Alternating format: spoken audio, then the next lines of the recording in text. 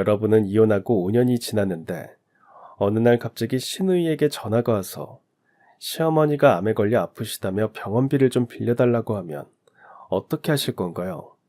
빌려주실 건가요? 그것도 이혼하고 양육비 한 푼도 못 받은 채 홀로 딸아이 키우면서 알뜰살뜰 모은 전 재산을 빌려드리는 게 맞을까요? 그럴 수 있나요?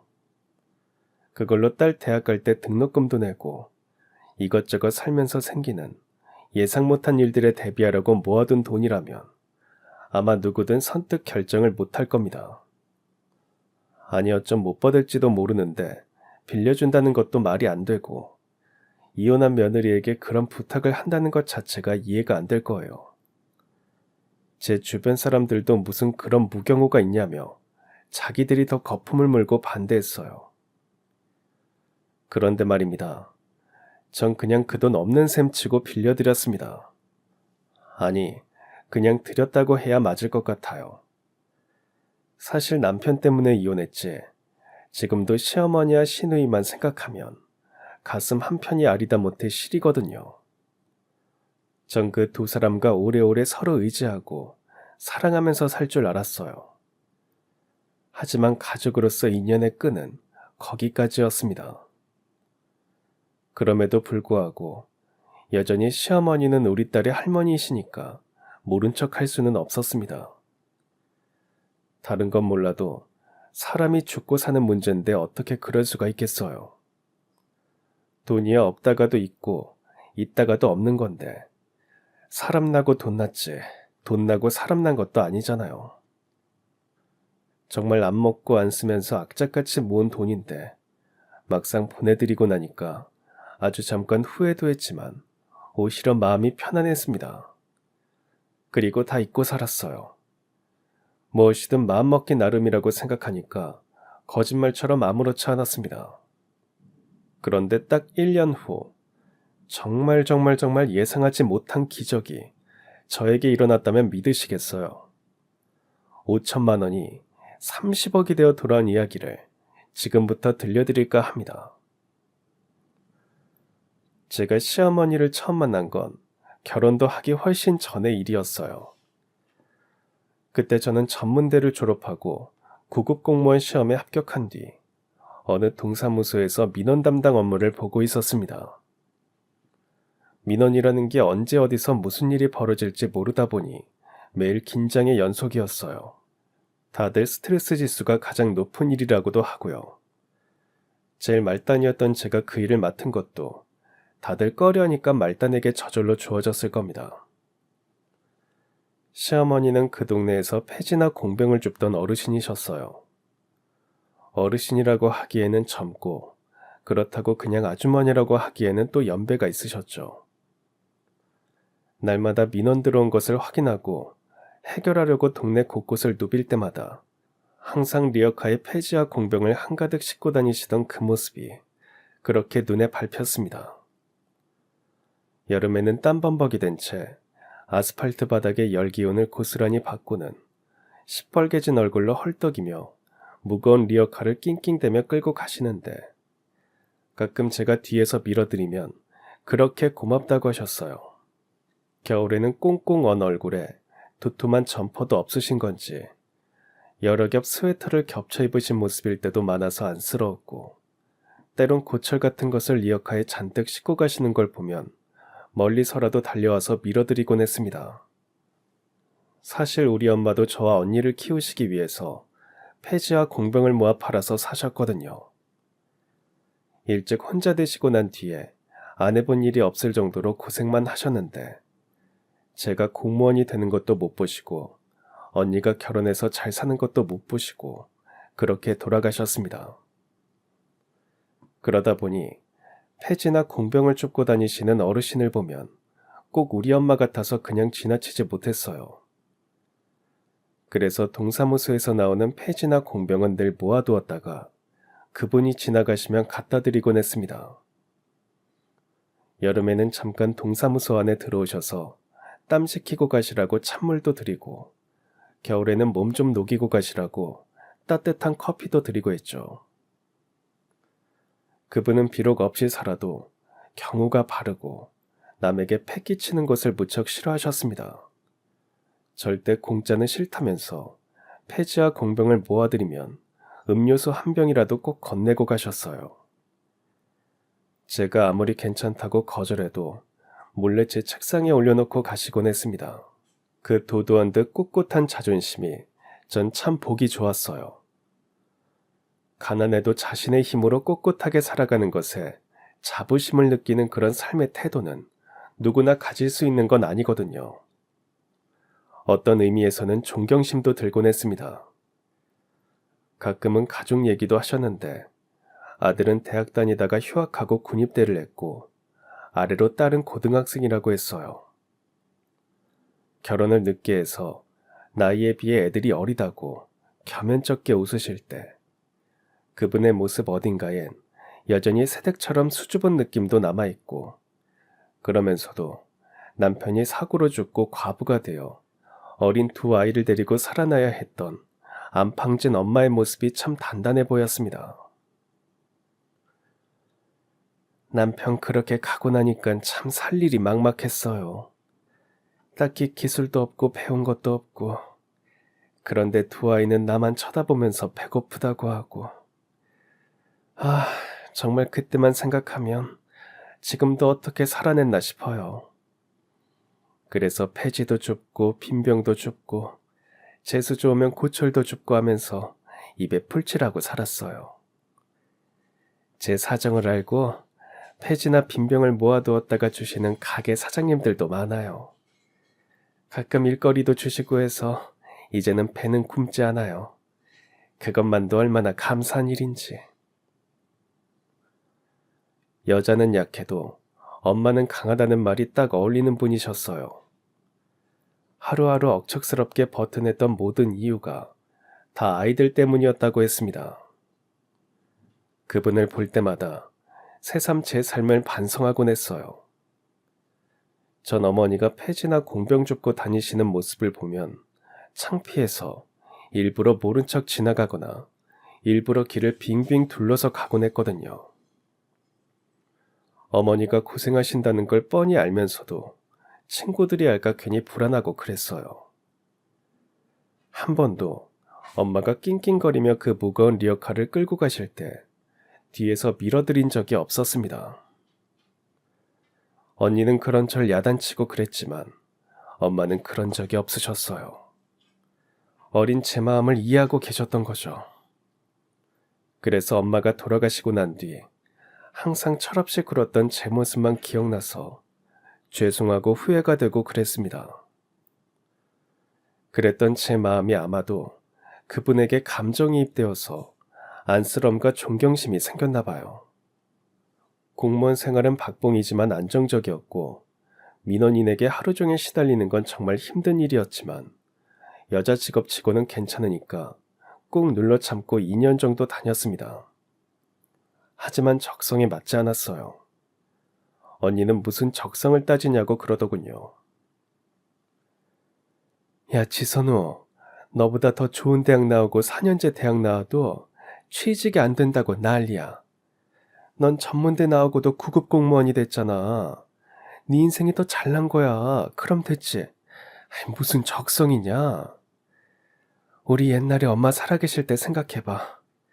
그땐 하루에 밥 한 끼라도 제발 배부르게 먹어봤으면 소원이 없겠다 그랬지. 너 그땐 이 다음에 크면 식당 주인 된다고 했어. 그런데 엄마가 뭐랬니? 공무원이 장땡이라고 그거 되라고 했잖아. 그래서 엄마 유언대로 했는데. 박봉이라서 그래? 야, 어디든 제일 말단은 늘 그래.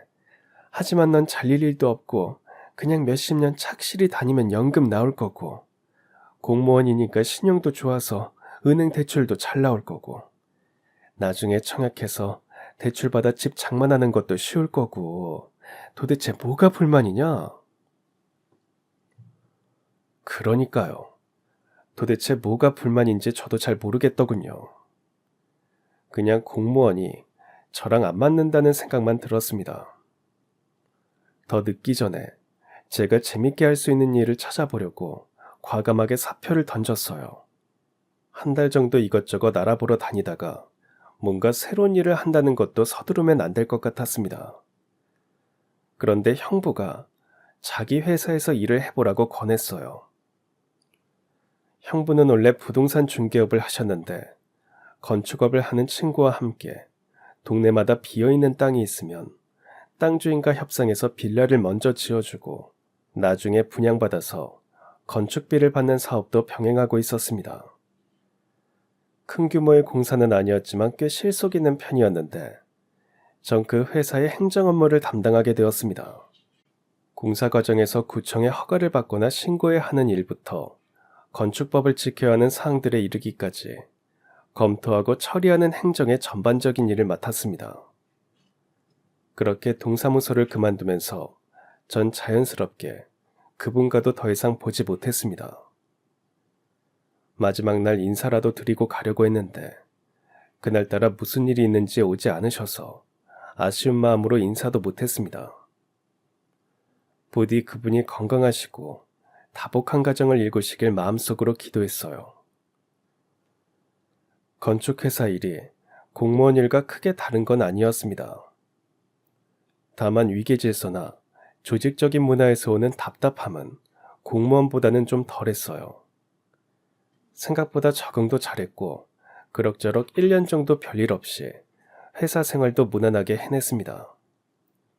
그러던 어느 날 형부는 적당한 자리에 비어있는 땅을 발견하고는 주인과 접촉을 했고 빌라를 지어주고 후 분양으로 건축비를 받는 걸로 계약을 했습니다. 전 역시 빌라 건축 과정에서 해결해야 하는 행정 업무 때문에 자연스럽게 그 땅 주인 아들과 연락을 주고받게 되었어요.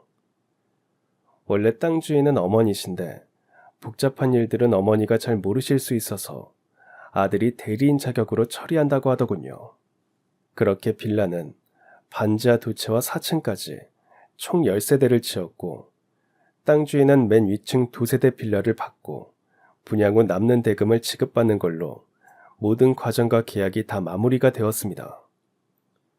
마지막 날에 땅 주인을 처음 뵀는데 전 깜짝 놀랐어요. 바로 폐지 줍던 그 어르신이셨던 겁니다. 아니, 선생님이 여기 계셨어요? 안 그래도 동사무소에서 그만뒀다고 해서 어딜 가셨나 궁금하고 서운했는데 어떻게 여기서 또 보내요? 네, 그만둘 때 얼굴 뵙고 가고 싶었는데 안 오셔서 저도 무척 서운했어요. 나중에라도 인사드리러 간다는 게 시간만 지나가서 안 그래도 계속 마음에 걸렸는데 정말 여기서 뵙다니 깜짝 놀랐습니다. 어르신은 그저 돈이 조금씩 생길 때마다 별 볼 일 없는 땅을 사둔 건데 세월이 지나니까 이렇게 좋은 일도 생겼다면서 형부와 저에게 연신 감사하다고 인사를 하셨습니다. 그 시절 어르신들의 생각은 땅이 최고라는 인식들을 많이 하셨죠. 땅은 거짓말을 안 한다고 생각도 하셨고요. 그 말이 맞았는지 결국 그 보잘것없어서 아무도 쳐다보지 않던 땅이 세월이 지나 어르신의 노력과 수고의 보답이라도 하듯 번듯한 4층 빌라로 위용을 자랑하게 되었으니 얼마나 감격스러워 하시든지 제가 다 울컥했습니다. 어르신은 그 빌라로 이사를 하셨어요. 맨 위층 빌라 2채를 받으셨는데 한 채는 아들 명의로 또 한 채는 딸 명의로 하셨습니다. 그리고 저와 형부를 식사에 초대해 주셨어요. 동사무소 다닐 때도 그렇게 잘 챙겨줘서 언젠가는 식사 대접 한번 할 생각이었는데 갑자기 그만둬서 섭섭한 마음을 이제야 풀게 됐다면서 무척 흐뭇해 하셨습니다. 그날 전 이미 알고는 있지만 어르신 아들하고도 정식으로 인사를 했고 딸과도 안면을 텄어요. 이렇게 초대해 주셔서 감사합니다. 지선우라고 합니다. 네, 어머니 많이 도와주셨다는 얘기 듣고 예전에도 한번 뵙고 싶었는데 이렇게 다시 빌라일로 만나게 되니까 인연인가 보네요. 언니, 얘기 많이 들었어요. 어머니가 늘 좋으신 분이라고 하셨는데 직접 보니까 정말 그런 것 같네요. 저 언니라고 불러도 되죠? 그럼요. 항상 여동생 한 명 있었으면 했는데 저야 너무 좋죠. 참 화기애애한 식사였습니다. 아주 작고 사소한 인연이 좀 더 큰 인연으로 만난 것 같았어요. 그날 이후 아들이 자연스럽게 연락을 해왔고 한 번, 두 번 만나서 대화도 하고 식사도 하면서 좋은 감정으로 변했습니다. 언니나 형부는 결혼을 전제로 연애를 한다면 무조건 마음을 주지 말고 잘 살펴보라고 했어요.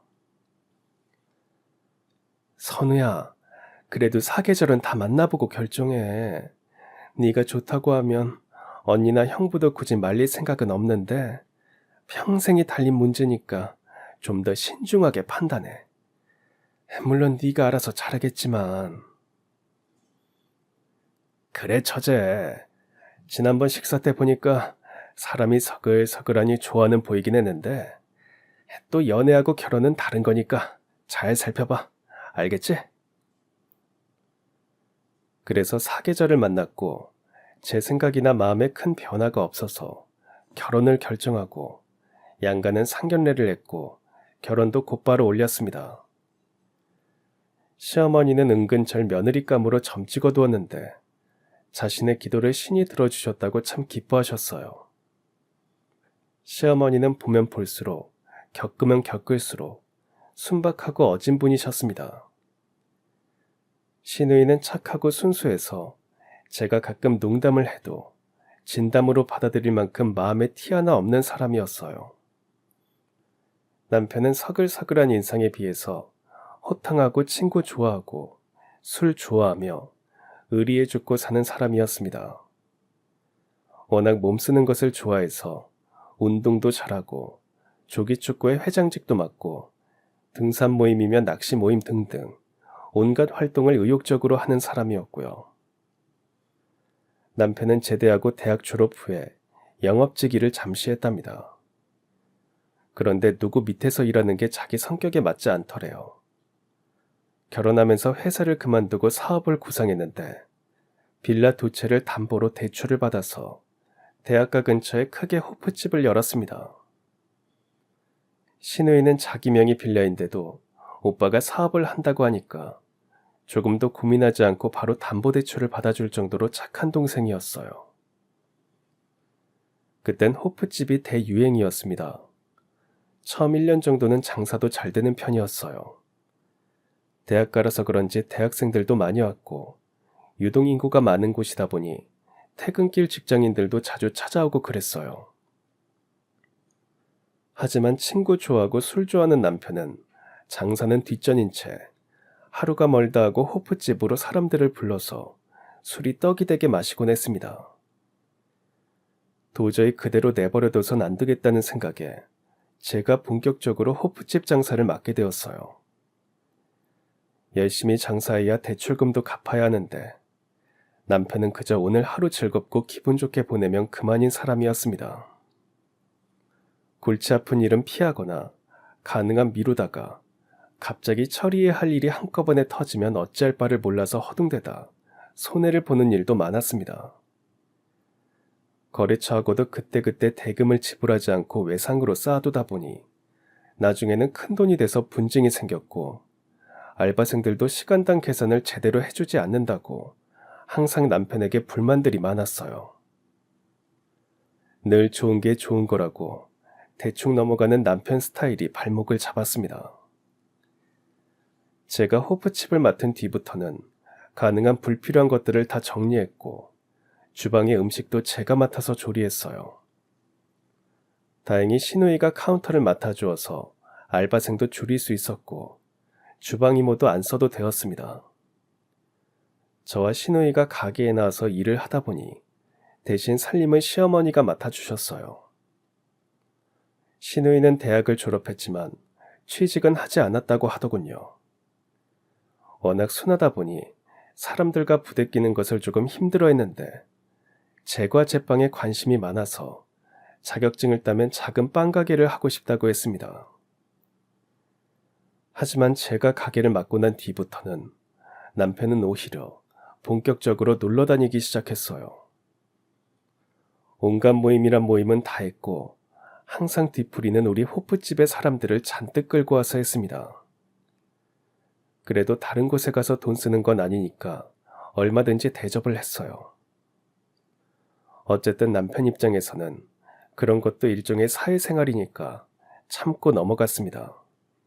남편 지인들은 나중에 구의원이나 시의원에 나가면 무조건 당선될 거라고 농담 반 진담 반으로 얘기했지만 사람 좋아하고 인맥이 넓다고 구의원이 되는 것도 아니었고 제가 볼 때 우리 남편은 그냥 놀고 먹는 게 신나는 사람이었어요.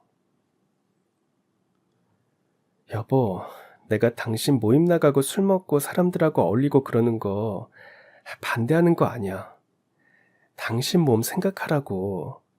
우리 애기도 가져야 하는데 맨날 그러고 다니다가 언제 애를 가져. 미안. 내가 이제부터는 일주일에 6번만, 아니, 딱 5번만 술 먹을게. 됐지? 참, 앓느니 죽지. 5번은 적은 거야? 일주일에 딱 3번으로 좀 줄여. 남편에게는 6번을 3번으로 줄이는 것도 엄청 큰일이었어요. 시어머니께서 가장으로서 책임도 팽개치고 뭐하는 짓이냐고 닥달을 당하자 겨우 일주일에 3번으로 줄였는데 어느 날은 우울증이 생길 것 같다고 해서 참 어이가 없어서 웃고 말았습니다. 어쨌든 그런대로 호프집도 잘 되고 시어머니도 저를 친딸 이상으로 아껴주시고 시누이도 여동생처럼 절 잘 따르고 우리 집 제일 사고뭉치 남편도 건강하게 일주일에 3번만 술을 먹는 걸로 하면서 우리 모두의 일상은 평범하고 무난하게 잘 흘러갔습니다. 그런 평범함에 매일 만족하고 감사하며 행복해하면서 살았어요. 그러다가 제가 임신을 하게 되었습니다. 집안의 첫 손주를 보게 되었으니 시어머니의 기쁨은 말로 표현할 수 없었죠. 자궁이 약하다고 해서 호프집에서 주방 일은 못하고 카운터 일만 보게 되었습니다. 어깨너머로 제게 음식을 배웠던 시누이가 주방을 맡았어요. 원래 제빵사가 꿈이었던 시누이는 호프 안주를 만들면서 메뉴를 응용해서 간단히 먹을 수 있는 피자나 파스타 종류를 추가했죠. 손님들 반응도 좋았고 시누이도 새삼 일하는데 자신감이 붙는 눈치였습니다. 하지만 늘 문제는 남편이었죠. 제가 임신 6개월이 넘어가면서 몸이 붓고 하혈도 하고 그랬는데 유산기도 있고 임신 중독증까지 와서 결국엔 입원을 하게 되었습니다. 여보, 나 입원하는 동안 가게 농땡이 치고 그러면 절대 안 돼. 아직 대출금 다 못 갚은 거 알지? 이제 곧 애도 태어날 건데 진짜 열심히 안 하면 안 돼. 알겠지? 네, 알겠습니다, 마님. 제발 걱정 좀 붙들어 매시고 뱃속의 애만 생각하세요. 불안하고 걱정이 됐지만 그래도 이제 곧 아버지가 되니까 뭔가 마음가짐이 달라질 거라고 믿었습니다. 시누이 말로는 제법 장사에 열의를 보인다고 해서 안심도 했고요. 시어머니는 제가 병원 밥이 입맛에 안 맞을까 늘 직접 음식을 만들어 오셨어요. 언니는 저더러 이런 호사가 없다고 은근 부러워하기도 했죠. 전 그저 마음 편하게 먹고 우리 아기 만날 날만 손꼽아 기다리면서 기도를 했습니다. 새삼 가족이 있어서 든든하다는 생각도 많이 했어요. 어릴 때는 늘 엄마 뒤통수만 보고 자랐거든요. 새벽부터 밤중까지 일하시는 엄마 얼굴을 볼 시간이 없었어요. 자다 보면 어느새 들어와서 주무시는 엄마 뒤통수만 늘 봤습니다. 그래서 언니랑 둘이서만 지내다 보니 외롭고 슬펐어요. 가족의 정이라는 것도 가족이 든든한 울타리가 된다는 것도 잘 못 느끼고 살았습니다. 언니가 자기보다 10살이나 많은 형부와 결혼할 때도 전 형부가 너무 아저씨 같아서 은근 불만이었는데 언니는 형부에게서 한 번도 받아보지 못한 아버지의 정 같은 것을 느낀다고 했어요. 자상하고 마음 따뜻한 형부를 통해서 언니도 가족의 소중함을 알게 되었다고 했는데 저도 그게 무슨 의미인지 새삼 알게 되었습니다. 그렇게 병원에서 호사를 누리다가 무사히 출산을 했습니다. 딸이었어요. 첫 딸은 살림 미천이라며 시어머니도 좋아해 주시고 남편도 자기 닮아서 장군감이라고 아들 같은 딸로 키우겠다고 하면서 한바탕 웃음바다가 되었죠. 전 출산을 하고 자연스럽게 양육을 하게 되면서 호프집 운영에서 손을 뗐습니다. 저 없이도 남편이 그럭저럭 잘 해나가는 것 같아서 안심이 되면서도 불안한 마음을 애써 누른 채 잘해보라고 응원을 했습니다. 아버지로서 남편으로서 책임감을 느낀 듯 술 먹는 것도 줄이고 모임도 줄이는 듯 했어요.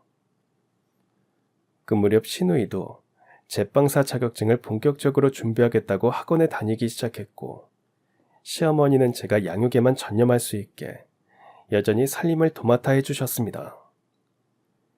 저와 딸, 시어머니와 시누이는 함께 밥 먹고 목욕탕에도 가고 시장도 보러 다니면서 참 즐거웠어요.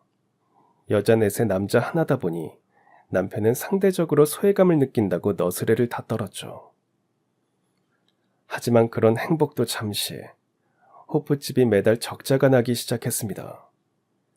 주변에 호프집이 많이 생긴 것도 있지만 경기가 불황이다 보니 술집이나 호프집들이 제일 먼저 직격탄을 맞았어요.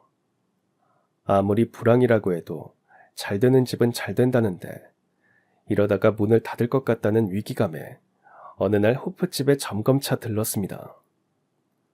아직 저녁이 아니라서 그런지 홀에 손님들이 별로 없고 카운터에도 직원이 안 보였어요. 남편도 보이지 않더군요. 2달 전에 새로 카운터도 보고 홀서빙도 하는 여직원을 뽑았다고 하더니 아무도 없었습니다. 그렇게 주방이며 가게 뒤쪽을 훑어보다가 창고의 문이 살짝 열려있기에 다가간 순간 남편과 10살이나 어린 그 카운터 직원이 서로 엉겨붙어 있는 것을 보고 말았습니다. 처음엔 잘못 본 줄 알았는데 분명 남편이 맞았습니다. 너무 충격적이고 화가 나서 문을 벌컥 열었더니 깜짝 놀란 남편이 옷도 채 입지도 못한 채 돌아서는 저를 붙잡았어요. 여보, 내 말 좀 듣고 가, 어? 눈으로 확인했는데 뭘 들어. 치워, 너랑 얘기하기 싫으니까. 전 당장 시어머니에게 이 사실을 알렸습니다. 시어머니는 그런 것까지 지혜비를 닮았냐고 남편 등짝을 후려치며 소리를 치셨지만 웬일인지 남편은 처음 반응과는 달리 담담했어요. 어서 애미한테 잘못했다고 빌어. 애미가 죽으라면 죽는 신용을 해서라도 마음 풀어나와서. 솔직히 바람 한두 번 안 피는 남자가 있어? 아버지도 그렇게 바람 피웠다면서요. 뭐? 그래서 네가 지금 잘했다는 거냐? 잘했다는 게 아니라 안 들켰으면 그냥 지나가는 건데 재수가 없어서. 뭐야? 재수가 없어? 아휴, 그게 지금 할 소리니? 차라리 너 죽고 나 죽자. 너 죽고 나 죽어. 평생 외도하다 돌아가신 시아버지 때문에 가슴에 한이 맺힌 시어머니는 아들마저 그런 짓을 하니까 거품을 물고 난리를 치셨지만 남편은 오히려 기고만장했습니다. 그 여직원이 뭘로 꼬신 건지 나중에는 저와 이혼을 하고 그 애랑 살겠다고 하는 겁니다. 완전 정신이 나간 상태라서 시어머니가 무슨 말을 해도 먹히지 않았어요. 보란듯이 둘이 더 붙어다니면서 상가 주변에 남편에 대한 온갖 소문이 다 돌기도 했습니다. 처음엔 싹싹 빌고 다시는 안 그러겠다고 하면 못 이기는 척 봐줄까 생각도 했는데 그러고 돌아다니는 걸 보면서 구제불능이라는 생각이 들었어요. 기가 막히고 억울하고 눈물도 났지만 딸을 생각해서 정신 바짝 차리자고 마음을 먹었고 남편의 이혼 요구에 응했습니다. 아가, 이혼은 안 된다. 내가 너 볼 면목이 없지만 그래도 조금만 참고 넘겨보자. 그럼 아범이 돌아올 거야, 응? 어머니 아가씨 생각하면 저도 마음이 안 좋아요. 하지만 한 번 깨진 그릇은 붙여도 소용없다는 생각이 들어요. 결국엔 이혼하게 될 건데 전쟁만 길어질 뿐이고요. 언니와 형부는 당장 남편을 찾아가서 한바탕 난리를 쳤습니다. 형부가 남편 멱살을 잡고 냅다 꽂고 남편은 고소하겠다고 소리를 지르고, 직접 보지 않았지만 듣기만 해도 정말 지옥이 따로 없었어요. 그 와중에도 여직원이 다칠까봐 부부하던 남편의 모습에 언니는 오만정이 다 떨어졌다고 하더군요. 야, 그냥 이혼해. 김서방, 그 여자한테 완전 맛이 갔어. 절대 안 돌아와. 처제, 그냥 간통죄로 고소해버려. 내가 변호사 알아봐 줄게. 간통죄가 있던 시기였으니까 제가 마음만 먹으면 둘을 고소할 수 있었습니다. 그런데 딸애를 생각하니 그럴 수는 없더군요. 저에겐 원수지만 딸에게는 또 아빠니까 고민도 갈등도 깊었습니다. 심지어 그 여직원 부모가 시어머니를 찾아와서 남의 딸 신세를 망쳤으니까 책임지라고 하는데, 시어머니가 충격으로 쓰러지시고 또 한바탕 소동이 벌어졌습니다. 그 사이 호프집도 팔아넘긴 남편은 빨리 이혼하자고 재촉을 했어요. 위자료도 두둑하게 챙겨주고 딸 양육비도 매달 꼬박꼬박 보내겠다고 하는데 정말 덧정도 없었고 도장을 찍어주었습니다. 형부는 재산분할도 받아야 한다고 했지만 겨우 남아있는 빌라 두 채도 모두 담보대출을 받아서 재산분할 받을 것도 없었지만 그렇게까지 하고 싶지 않았어요. 시어머니와 신우에게는 너무 미안하고 가슴이 아팠지만 이성적으로 생각했습니다. 남편하고는 다시 볼 일이 없겠지만 시어머니와 신우이에겐 서로 연락하고 얼굴 보고 살자고 했어요. 어머니, 민정이 보고 싶으면 언제든지 연락하고 오시고 그러세요. 민정이도 할머니 보고 싶다고 하면 연락드릴게요. 정말 미안하다. 미안하다, 아가. 한때는 우리 여자 넷이 참 행복했는데 그런 날이 이제 다시 오지 않을 거라는 생각에 가슴이 미어졌고 우리 넷은 내내 많이 울면서 헤어졌습니다. 전 언니 집 근처에 전세를 얻어 딸과 함께 살았어요. 형부 회사에도 다시 나가서 일도 하고 틈나는 대로 이것저것 알바를 하면서 돈을 벌었습니다. 그때 믿을 건 돈밖에 없다는 생각을 했어요. 혼자 애를 키우는 것도 만만치 않은데 이혼녀 딱지까지 달았으니 돈이라도 손에 쥐고 있어야 사람들이 절 무시하지 않을 것 같았습니다. 그리고 앞으로 딸의 학비나 대학 등록금도 걱정이 돼서 버는 족족 절반 이상은 모두 적금을 들었어요. 그런데 남편이 매달 보내겠다고 한 양육비를 한 번도 보내지 않았습니다. 아무리 연락을 해도 의도적으로 피했고 아예 전화를 꺼놓기까지 했어요. 알고 보니 빨리 이혼하려고 거짓말을 한 거였습니다. 딸의 양육비를 두고 그럴 줄은 정말 몰랐어요. 하루는 생각다 못해 빌라로 찾아갔지만 남편을 만날 수는 없었습니다. 시어머니도 양육비는 꼬박꼬박 보내는 줄 알았답니다. 이놈이 미쳐도 아주 미쳤구나. 아가, 양육비는 내가 뭘 해서라도 보내마. 미안하다. 정말 너 볼 면목이 없다. 내가 자식을 잘못 길렀어. 다 내 탓이다. 시어머니가 백배 사죄할 일은 아니었지만 시어머니 생각하니까 눈물이 나서 어찌해야 할지 모르겠더군요. 저와 이혼한 뒤 남편은 그 여직원과 혼인신고만 한 채 빌라에 들어와 산다고 했지만 여태 시어머니와 시누이에겐 인사조차 안 했답니다. 시누이가 하도 기가 막혀서 한 번은 빌라를 두드렸지만 내다보지도 않더래요. 이제 남편도 시어머니 말은 듣지도 않는다고 했습니다. 도대체 그 사람이 왜 그렇게 한순간에 변해버렸는지 이해가 안 갔습니다. 결국 시어머니는 다만 얼마의 양육비라도 보내기 위해서 폐지와 공병을 다시 줍고 다니셨어요. 대출금을 갚지 못해 빌라 두 채는 이미 경매로 넘어갔고 경매가 낙찰되면 모두 내쫓기다시피 나가야 한다는 소리에 가슴이 미어졌습니다. 어머니, 양육비 보낸다고 험한 일 하고 그러시지 마세요. 그러다 다치면 병원비만 더 들어요. 저보다 어머니가 더 걱정입니다.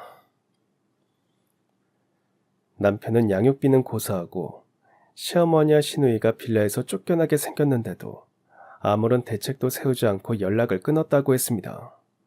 정말 그런 인간에게 자꾸 연락하는 것도 더럽고 치사해서 양육비는 안 받기로 했어요. 형부는 당장 소송을 하고 난리였지만 제 팔자라고 생각하기로 했습니다. 딸은 겉으로는 괜찮다고 하지만 그래도 아빠가 보고 싶은 듯 가끔 앨범을 찾아보면서 혼자 훌쩍이기도 했어요. 아빠가 다른 여자와 결혼했다는 말은 하지도 않았는데 눈치가 빤해서 이미 짐작을 하는 것 같았습니다. 딸에게 더는 충격을 주고 싶지 않아서 아무런 말은 안 했지만 자식 가슴에 상처를 준 것 같아서 속이 상했어요. 그럴수록 전 더 악착같이 돈을 벌었어요. 힘들 때마다 매번 형부나 언니에게 기댈 수도 없는 노릇이었고 앞으로 딸 학비며 대학 등록금이 얼마나 들어갈지도 알 수 없었어요. 평생 전세를 전전할 수도 없으니까 작은 아파트라도 장만하려면 허리띠를 더 졸라매고 더 억척을 떨어야 했습니다. 그 사이 몇 번 시어머니와 시누이에게 연락이 오고 딸애가 할머니를 만나러 가기도 했지만 언제부턴가 연락이 뚝 끊어졌어요. 빌라도 새 주인에게 낙찰되고 이사를 가야 한다고 하더니 전혀 통화가 되지 않았습니다. 너무 걱정이 돼서 빌라 주변 이웃들에게 물어봐도 다들 모른다고 하더군요. 남편은 아예 전화번호를 바꾸어서 연락할 방법도 없었습니다. 아무리 그래도 한 번쯤은 딸 보러 올 줄은 알았는데 도대체 뭘 하고 다니는 건지 알 수가 없었어요. 원래 그런 사람이 아니었는데 어쩌다가 저렇게 돼버린 건지 알 수가 없었습니다. 여자한테 홀리면 약도 없다잖아. 원래부터 안 그런 사람이 어딨냐? 조금이라도 그런 게 있었으니까 조강지처도 버리고 딸도 버리고 지 어머니도 버리고 그런 거지. 아휴, 그런 놈이 잘 먹고 잘 살겠냐? 천벌을 받을 거야, 그놈은. 사람의 인연은 참 쓸쓸하죠. 그 어느 때 서로 좋아한 적이 있었는지조차 까마득했습니다. 인연은 마치 꽃처럼 잠깐 피었을 때만 화려하고 지고 나면 언제 그랬냐는 듯이 잎도 지고 시들어져서 가장 초라한 모습이 되고 말더군요. 저와 남편의 인연은 시들었지만 부디 시어머니와 시누이는 어디선가 무사하게 잘 지내기를 빌었고 전 혹시라도 연락이 올 거라고 생각하면서 전화번호를 바꾸지도 않은 채 기다렸습니다. 그렇게 이혼하고 5년이 지났어요. 딸은 착하고 건강하게 잘 자랐고 공부도 곧잘했습니다. 한동안은 아빠를 그리워하더니 이젠 아빠 말도 안 합니다. 엄마 고생한다며 어깨도 주물러주고 제가 좋아하는 커피도 직접 타서 갖다 주고 그럴 때마다 시어머니는 이 녀석 보고 싶어서 어떻게 사시는지 궁금하고 걱정이 되고 그랬어요. 전 형부 회사 일을 도우면서 부동산 중개사 자격증을 땄습니다. 앞으로는 모든 자격증 하나만 있어도 먹고 산다고 해서 그렇게 했어요. 형부 부동산에서 일을 배우면서 매물이 나오면 최대한 발로 뛰고 내 집을 팔고 산다는 마음으로 꼼꼼하게 체크하면서 거래를 했습니다. 그렇게 고객들이 믿고 팔고 살 수 있도록 최선을 다하다 보니 제법 일도 잘 되었고 재미도 있었어요. 열심히 해서 제 이름을 건 부동산 사무실을 열겠다는 포부도 가지게 되었습니다.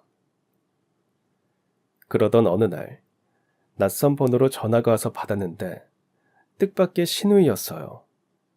그동안 도대체 어떻게 된 거냐고 묻자 시누이는 그만 울음을 터뜨렸습니다. 아가씨 왜 그래요? 네? 무슨 일이에요? 언니, 엄마가 암이에요. 수술받지 않으면 돌아가실지도 모른다는데. 네? 아가씨, 거기 어디예요?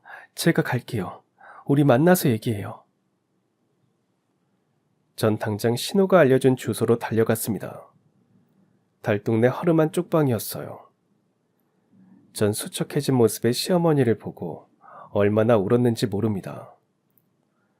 그동안 빌라에서 쫓겨나서 쪽방을 전전하다가 거기까지 갔답니다. 시어머니가 폐지를 줍고 시누이가 알바를 해서 겨우겨우 살았지만 시어머니가 암 판정을 받고 투병을 하면서부터는 시누이가 버는 알바로는 감당이 안 되더래요. 시어머니는 수술받을 형편도 아니니까 그냥 버티겠다고 했지만 몇 번 정신을 잃고 응급실에도 실려가는 일이 빈번해지면서 시누이가 고민 끝에 저에게 전화를 했던 겁니다. 언니, 정말 이런 말에서 면목이 없지만 우리 엄마 좀 살려주세요. 수술비며 항암치료비며 도저히 제 힘으로는 감당이 안 돼요. 언니, 제가 어떻게든 평생에 걸려서라도 갚을 테니까 돈 좀 빌려주세요. 부탁이에요.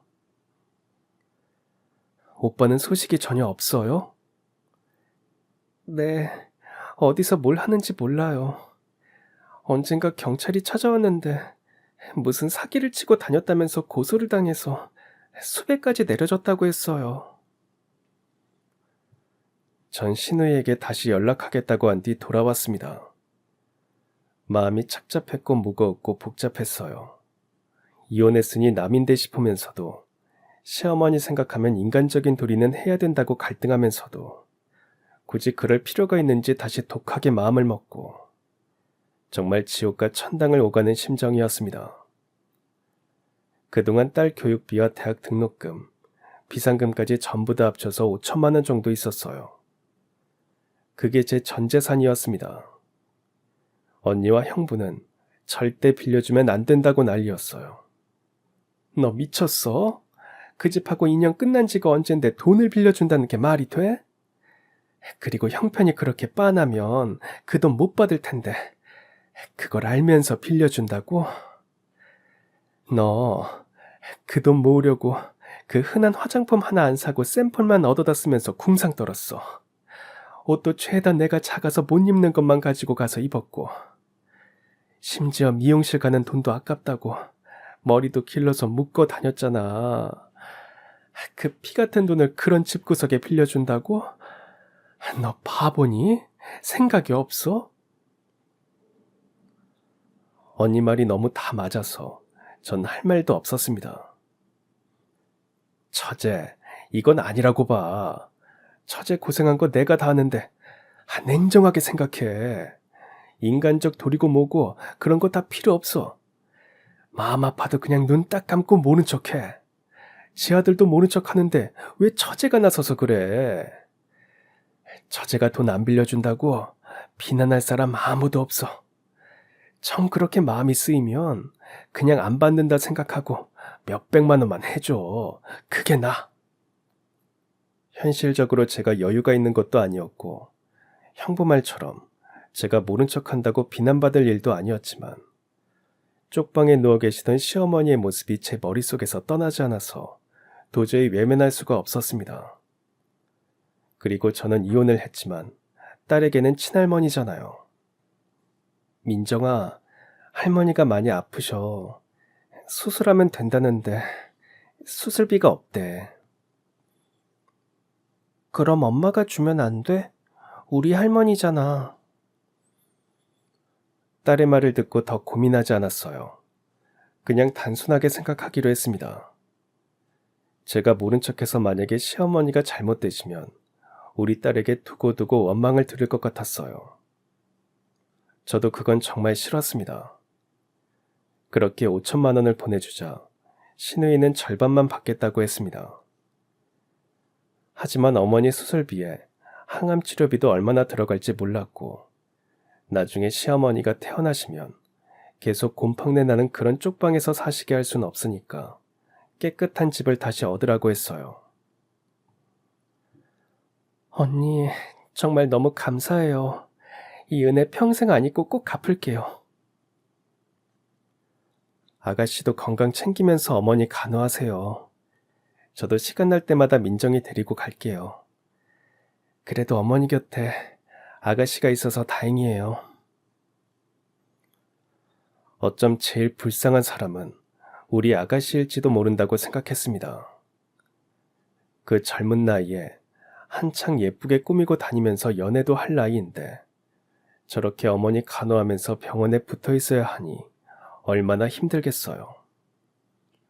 그런데도 군소리 한 번 없이 정성을 다하는 모습에 제가 더 울컥하곤 했습니다. 그런데 5천만 원을 보내고 나니까 난데없이 집주인이 전세금을 올려달라고 하더군요. 인생은 참 한치 앞도 모른다고 하더니 잠시 난감했고 절반이라도 받을 걸 아주 잠시 후회도 했지만 훌훌 털어버렸습니다. 또 형부에게 융통을 했어요. 형부는 사서 고생이냐고 타박을 하면서도 처제가 너무 인간적이라서 좋다고 하는데 왈칵 눈물이 쏟아졌습니다. 착한 끝은 있다고 하니까 그런 말에 그냥 기대면서 살기로 했어요. 시어머니는 수술을 잘 받으셨습니다. 전 시간을 내서 딸을 데리고 병문안을 갔어요. 생사의 고비에서 살아 돌아오신 시어머니는 내내 저와 딸 손을 잡고 울기만 하셨습니다.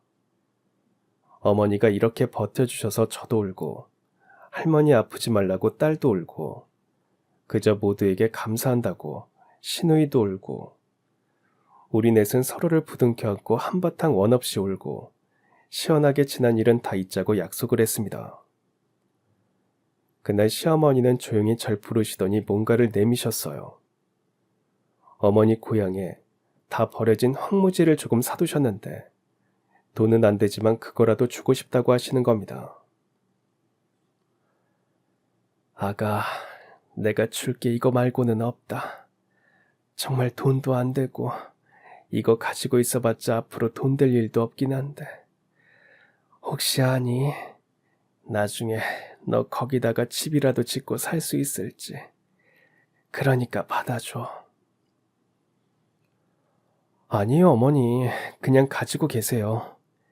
우리 어머니 특기는 폐지나 빈병 모으시는 거고 취미는 버려진 땅을 사모으시는 건데 그 재미를 제가 뺏으면 안 되죠. 나중에 어머니 다 나으시면 고향 내려가셔서 집 짓고 사세요. 언니, 그냥 받으세요. 어머니 손 부끄러우시겠다. 그게 어머니 마음이시잖아요. 전 시어머니가 말 안 해도 그 마음을 다 알고 있었어요. 그래서 받았습니다. 비록 황무지였지만 어머니에겐 그 어떤 것보다 제일 소중한 땅이라는 걸 알기에 감사하게 받았어요. 그리고 시어머니는 항암 치료도 잘 받고 퇴원도 했습니다. 시누이가 월세지만 깔끔한 방을 얻어서 시어머니를 모시게 됐다고 정말 좋아했어요. 전 그 집에 필요한 세간살이를 넣어주고 시누이가 일 나가면 틈틈이 들러서 시어머니 식사를 챙기며 살았습니다. 딸애는 학교 마치면 항상 할머니 보러 와서 시중도 들고 할머니 옆에서 숙제도 하면서 같이 시간을 보냈어요. 시누이는 제빵사 자격증이 있어서 빵집에 취직을 했고 매달 조금씩 저에게 돈도 붙였습니다. 그건 사양하지 않고 받았어요. 그래야 시누이도 마음이 편할 것 같아서요. 시누이는 저와 딸 생일엔 직접 케이크를 만들었고 우리 네 여자는 함께 소원도 빌고 촛불도 끄면서 축하를 해주고 축하를 받으면서 지냈습니다. 저와 시누이가 번갈아 가면서 어머니 통원 치료 가실 때마다 동행했고 시어머니는 딸 손잡고 동네 산책도 가볍게 하시고 간단한 식사는 챙겨 드실 정도로 회복이 되셨습니다. 그렇게 또 1년이 지났습니다. 어느 날 저에게 낯선 전화 한 통이 걸려왔어요. 무턱대고 땅을 팔라고 하더군요. 처음에는 제가 부동산 중개인이니까 어디 땅을 팔려고 문의를 하는 줄 알고 자세히 물었더니 제가 시어머니께 받은 그 땅을 팔라는 얘기였어요. 팔 생각이 없다고 전화를 끊자 계속 전화가 왔습니다. 그 사람뿐만 아니라 여러 곳에서 전화가 오기 시작했는데 그제야 저는 이상해서 알아보니 그 지역에 도로가 나고 개발 계획이 발표되면서 버려진 그 황무지가 한순간 황금알을 낳는 거위가 되어 있었던 겁니다. 그 지역에 형부와 잘 아는 부동산 업체가 있어서 알아보니 부르는 게 값이라고 했어요. 형부는 처제가 착하게 살아서 드디어 복을 받는다고 자기 일처럼 좋아했습니다. 정말 자고 일어나면 땅값이 오르는데 정신이 하나도 없었어요. 처제, 타이밍이 중요해. 그러니까 일단은 좀 더 지켜보다가 내가 말할 때 딱 팔자. 알겠지? 전 좀 얼떨떨하고 믿기지가 않아서 일단 그 상황을 시어머니께 말씀드렸어요. 그게 정말이니? 아휴, 세상에. 죽으라는 법은 없나 보다. 정말 잘 됐다. 근데 제가 그 땅을 처분해도 될지. 당연히 네 땅인데 네가 알아서 처분하면 되지.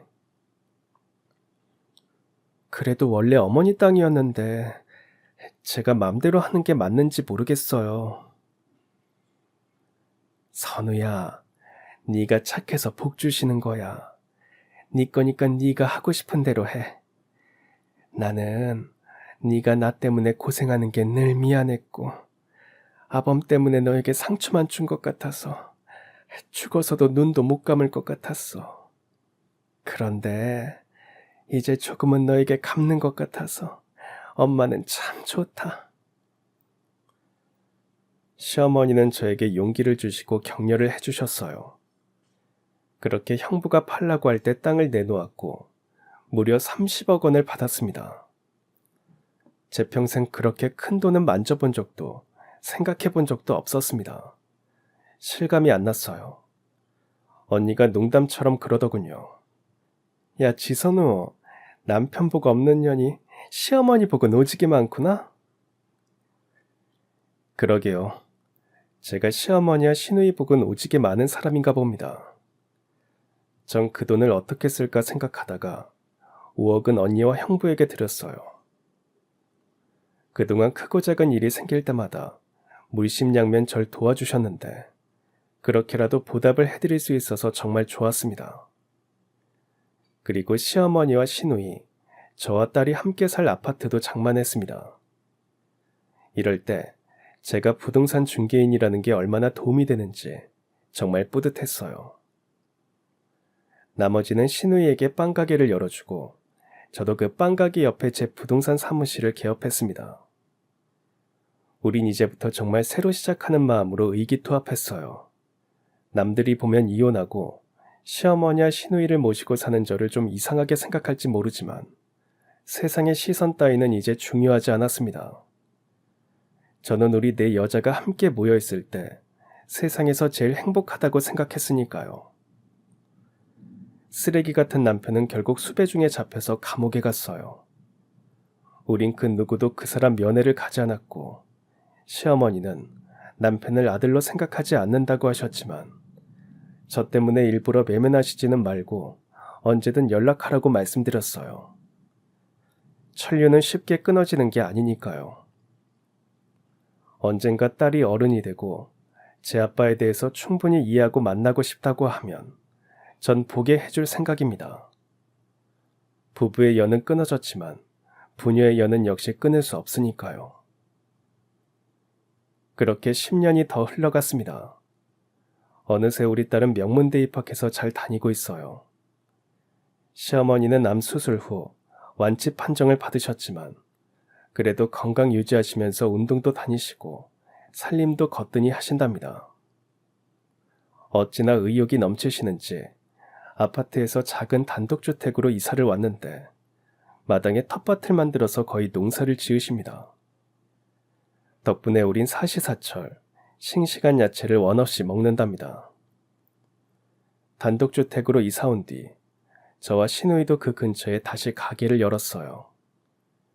부동산 옆에 빵집, 빵집 옆에 부동산 하면 다 알아줄 정도로 우리 동네 명물이 되었답니다. 특히 시누이의 빵집은 맛집으로 소문이 났는데 그 중에서 소금빵 맛집으로 손님들 사이에 반드시 찾아가 봐야 하는 빵집 리스트에 오를 정도랍니다. 부동산도 성황을 이룹니다. 신뢰와 믿음으로 거래를 한다고 정평이 나서 동네뿐 아니라 다른 지역에서도 의뢰가 곧잘 들어온답니다. 우린 아무리 바빠도 1년에 꼭 2번은 여행도 다녀요. 국내는 거의 다 갔고 동남아도 웬만한 곳은 다 훑었습니다. 이제 일본 쪽으로 눈을 돌리고 있는데 어머니 건강하실 때 좋은 곳 많이 보여드리고 맛있는 음식 많이 드시게 하고 싶네요. 그렇게 여자 넷이 똘똘 뭉쳐서 앞으로 잘 살아가 볼 작정입니다. 그럼 지금까지 사연 들어주셔서 감사합니다. 사연이 재밌으셨다면 구독과 좋아요 부탁드려요. 감사합니다. 안녕히 계세요.